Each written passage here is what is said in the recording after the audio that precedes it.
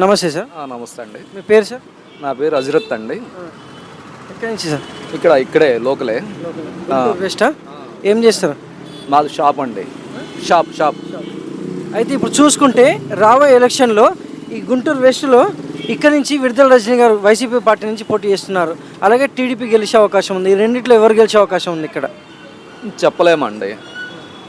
ఎందుకంటే రెండు బాగున్నాయి. ఇప్పుడు వైఎస్ఆర్సీపీ బాగానే ఉంది, టీడీపీ బాగానే ఉంది. అలా లాస్ట్ ఇయర్ ఏంటంటే వైఎస్ఆర్సీపీకి వన్ సైడ్ 150 సీట్లు వచ్చినాయి. ఇప్పుడు అట్లని వైఎస్ఆర్సీపీకి అట్లా ఉంటుంది అని చెప్పలేము. అట్లని టీడీపీని తక్కువ అంచనా వేయడానికి లేదు. అంతకుముందు లాస్ట్ టైము ఇది టీడీపీకి వచ్చింది మద్దాలగిరి. ఇప్పుడు ఆయనకి ఇవ్వరు అనుకుంటున్నా. మరి టీడీపీకి ఎవరిస్తారో తెలియదు, కానీ అంత ఈజీగా మటుకు ఉండదు. రెండు బాగానే ఉంటాయి, నెక్ టు నెక్. ఇంతకుముందు ఇక్కడ మద్దాలగిరిగా టీడీపీ నుంచి గెలిచారు కదా, ఈసారి ఇక్కడ వైసీపీ వచ్చే అవకాశం ఉందంటారా? ఇంతవరకు చెప్పలేమండి. అవకాశం అది 50-50 రెండింటికి ఉంది. ఇక్కడ ఇన్ఛార్జ్గా విడుదల రజనీ గారు ఉన్నారు కదా వైసీపీ పార్టీ, ఆమెకి ఇక్కడ మద్దతు ఎలా ఉంది? ఇంతకుముందు చిలకలూరుపేట నుంచి గెలిచి వచ్చారు కదా, అక్కడ ఉన్నటువంటి ప్రతిపాటి పుల్లారావు గారిని మూడు సార్లు గెలిచినా నేను ఓడించి ఇటు వచ్చారు. మరి ఇక్కడ ఎలా ఉంది ఆమెకి? ఇప్పుడు జగనన్న ర్యాలీ బాగుందండి. ఇప్పుడు కొంచెం వ్యతిరేకత ఉంది. అట్లాని జగన్ రావడానికి కాదు, అట్లానే టీడీపీని తక్కువ అంచనా వేయడానికి లేదు. ఎందుకంటే పవన్ కూడా కలిశాడు కదా, జనసేన కూడా కలిసింది కాబట్టి ఫైట్ ఉంటుంది, నెక్ టు నెక్ బాగా ఫైట్ ఉంటుంది. ఎవరు గెలుస్తారో చెప్పలేము. అయితే విడుదల రజనీ గారిని ఇక్కడికి షిఫ్ట్ చేయడం అంటే ఎందుకు అనుకోవచ్చు మనం?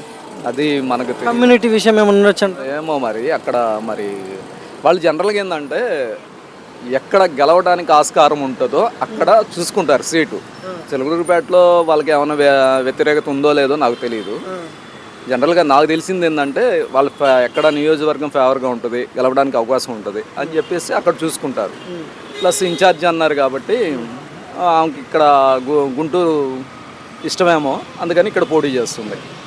ఇక్కడ ప్రజెంట్ చేసిన ఎమ్మెల్యే గారు ఎలా అభివృద్ధి చేశారు అనేది తన పేరు?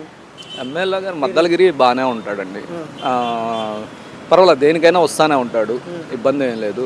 ఆయన కూడా టీడీపీ క్యాండిడేట్ నుంచి వైఎస్ఆర్సీపీకి వచ్చాడు. ఇన్ఛార్జ్ వైఎస్ఆర్సీపీకి వచ్చాడు.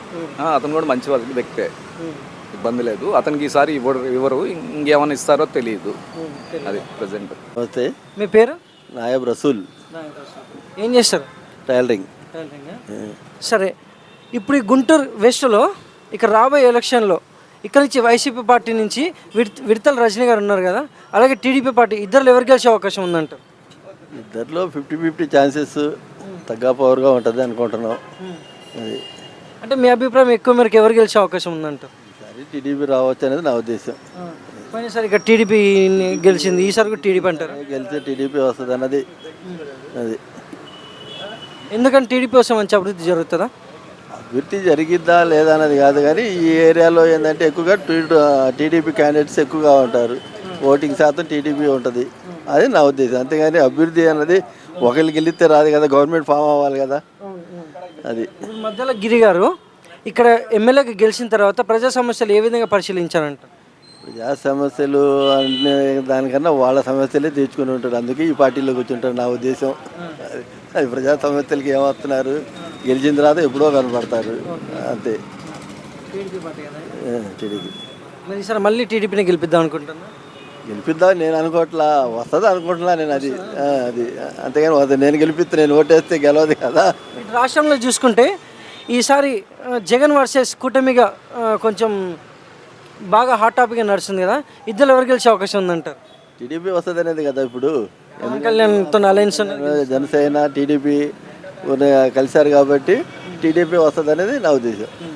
అయితే ఈ రాష్ట్రాల ప్రజలకి అలాగే గుంటూరు వెస్ట్లో ప్రజలకి సంక్షేమ పథకాలు ఏ విధంగా అందుతున్నాయి అంటారు? అది నాకు అయితే ఏం రావు కాబట్టి నాకు దాని గురించి తెలియదు. నాకు ఏ పథకాలు రావు, నాకు దాని గురించి తెలియదు. ఎందుకని నేనే అప్లై చేయలేదు, దానికి అర్హుడిని కాదు.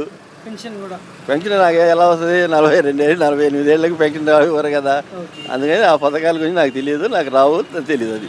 Thank you. నమస్తే. ఇప్పుడు ఈ గుంటూరు వెస్ట్లో ఎలా ఉంటాయి రాజకీయ పరిస్థితులు చూసుకుంటే, ఎలా ఉన్నాయి అంటారు? రాజకీయ పరిస్థితి జగన్మోహన్ రెడ్డి గారి ప్రభుత్వం బాగానే ఉంది.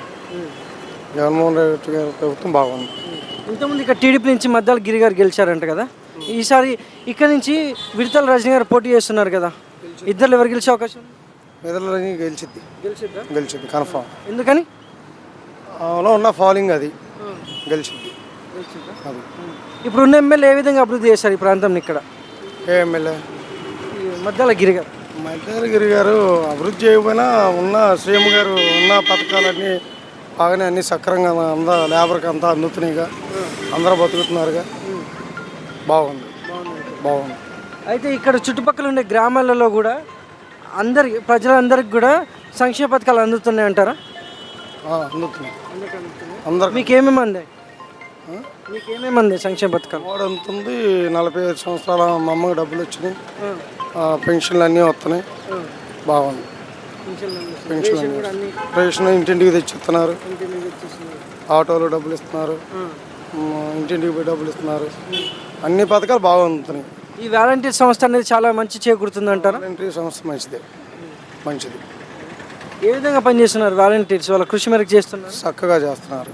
వాలంటీర్లు చక్కగా ఏం కావాలన్నా కూడా చక్కగా పనిచేసి పెడుతున్నారు.